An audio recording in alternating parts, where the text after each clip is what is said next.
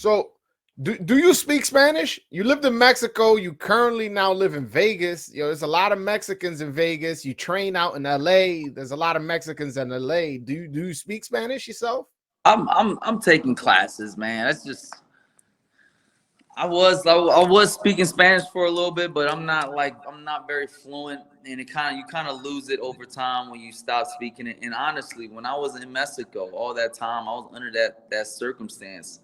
It was like, why learn the language now? Like, I don't care. Like, I'm going to probably die tomorrow. Wow. So that's interesting. It's just a different type of mindset when like you really don't know what's going to happen tomorrow.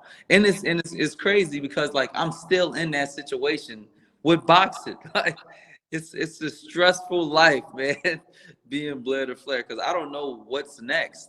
You know what I mean? It's like okay, like I would like a real notice. If I'm gonna fight Vergil Ortiz, I would actually appreciate a 8-week training camp. You want a full preparation for a fight for the Vergil. Yeah, and be paid like worthy of being paid. Like check this out. I'm the one that's gonna be fucking selling the fight. It ain't Vergil.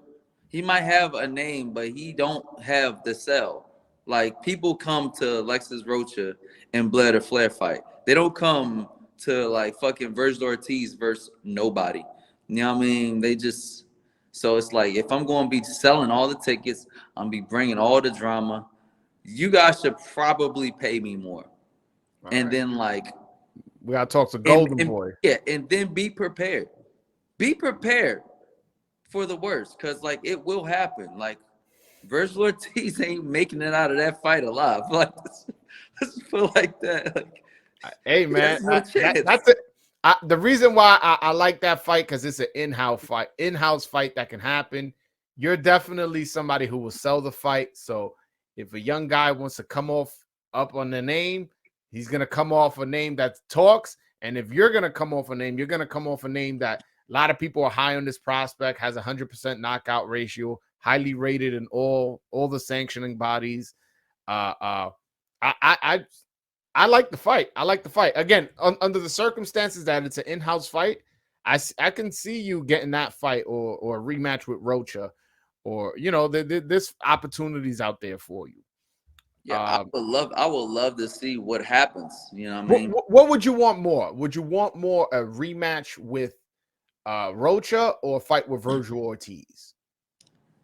Rocha seems like a waste of time. I mean, he just won his last fight. He's yeah. Did he? He did. He fought a bum. One of the guys in our gym stopped that dude in 2 rounds. Like, you know what I mean? He's fighting nobodies and scrubs, and they're all circumstantial fights. Fights where as though like guys got very, very little time to prepare. Even my fight was a circumstantial fight. And it seems like these people are incredibly scared to fight a fair fight. So like, and when you have somebody like Alexis Rocha, nobody gives a shit who the hell he fights. He fights me and then end up fighting 2 other bums. You know what I mean? I fight Alexis Rocha, and then right after Alexis Rocha fights fucking Maurice Hooker as another big giant underdog.